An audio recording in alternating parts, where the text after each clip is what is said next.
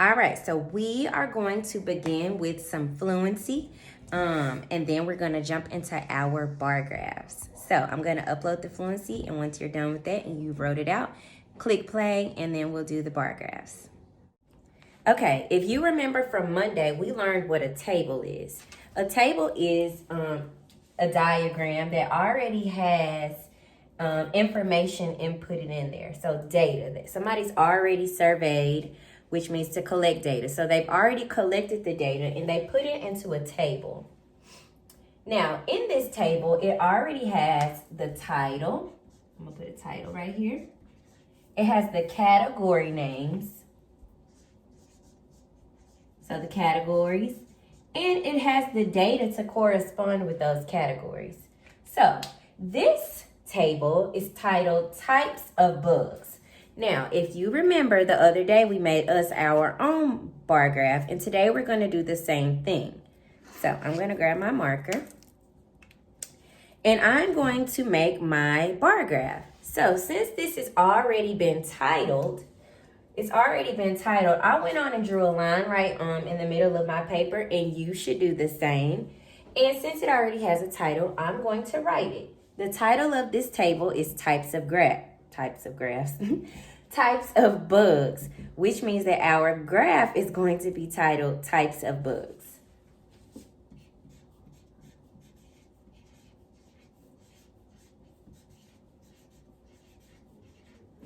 Now, also, if you remember, we put the category names off to the side. So I'm going to take each one of these and put them off to the side. Now, if you write big, you can always abbreviate. So for this one, I'm going to just do bee flies for butterflies, spiders, bees, and I'm going to put G hop for grasshoppers. Nice and short and sweet, just like we like it. All right.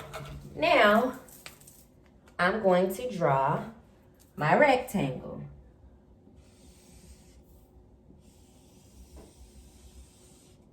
I'm going to draw it kind of big. And the reason I wanted to draw it just a little bit bigger than normal is because I noticed the number 14 right there, which lets me know the next part that we're going to do. I wonder who remembers what the bottom numbers are called. It's called a scale. And the scale has the numbers in which we will color when we color in our bar graph. So now we need to fill in our scale. We put a 0 right here. And then we are going to number it from 1 to 14 because we know that one of our data or our categories has the number 14 in it according to the table. So we're going to start from 1 and number all the way to 14.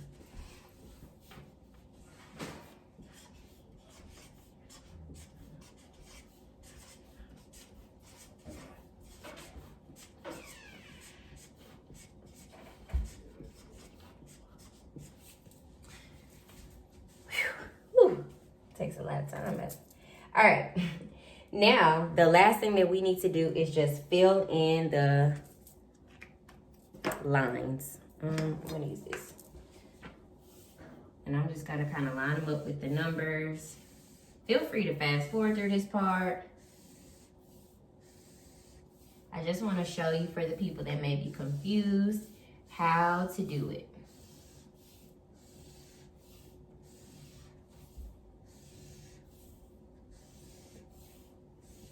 Also, if you paid attention to the to my class dojo, I showed you that you can print all of the materials from the Eureka website. So they already have a template that you can use, and you don't have to draw this out. It's just a good pointer. And then we're gonna go this way.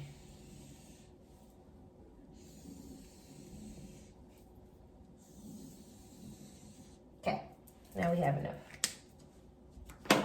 All right, so we've made our graph. Now we need to take the data from the table and plug it into our graph. Okay, so we're gonna start, let's start from the bottom. grasshoppers. So we have grasshoppers right here. And I have to go back and look at my table to see how many types of bugs were grasshoppers. When I look directly under it, I see that 7 of those types of bugs were grasshoppers. So I'm going to fill in 7. So 1, 2, 3, 4, 5, 6, 7.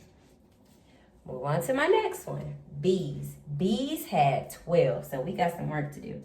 1, 2, 3, 4, 5, 6, 7, 8, 9, 10, 11, 12. Whew. All right. Next one. Spiders. Spiders has 14. So we have a lot of work ahead of us. 1, 2, 3, 4, 5, 6, 7, 8, 9, 10, 11, 12, 13, 14. And the last one is butterflies, and it just had 5. 1, 2, 3, 4, 5. All right. So we filled in our bar graph. The last thing that we should do is answer the questions about the graph that we just created. So our first one, it says how many butterflies were counted. We just need to look at either our bar graph or our table. It's easier for you to probably look at your table. If you look at butterflies directly under it, it has a number 5. So 5 butterflies were counted. So I'm going to put 5. The next one says how many bugs were counted. So that means that they want to know how many bugs were counted all together. In order for you to figure this out, you need to take all of your numbers and add them up. So let's write an addition sentence to match that. It may be easier for you to just take 2 numbers and add those together.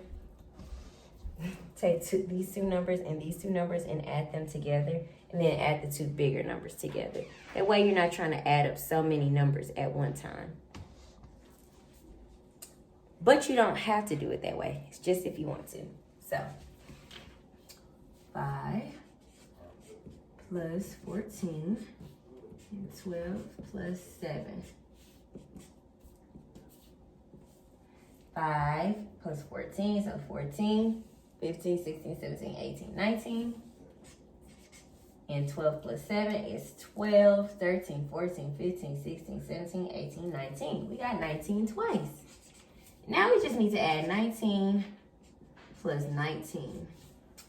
9 plus 9 is a doubles factor, which is 8 and 3. So, in total, there were 38 bugs counted. I hope I'm not going too fast. Please let me know if I'm moving on too fast. I have no problem slowing down. And the last one, it says how many more spiders than bees were counted. So they want to know, it was spiders, and then there were some bees. How many more spiders than bees were there? So we know that there were 14 spiders, and there were 12 bees. And they want to know how many more. So we can take these 2 and subtract them, and we will get 2. Or you can count on to see how many more does 12 need to get to 14. So 12, 13, 14. Either way, you will get 2. Nice.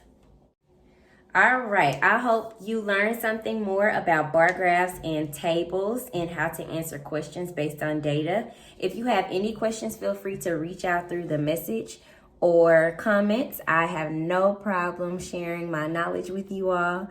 Other than that, thank y'all so much for participating and being 100%. We are through another week of virtual teaching, and it seems like we're going to be doing this for the remainder of the year. Other than that, y'all have a great weekend. See you next week. Bye.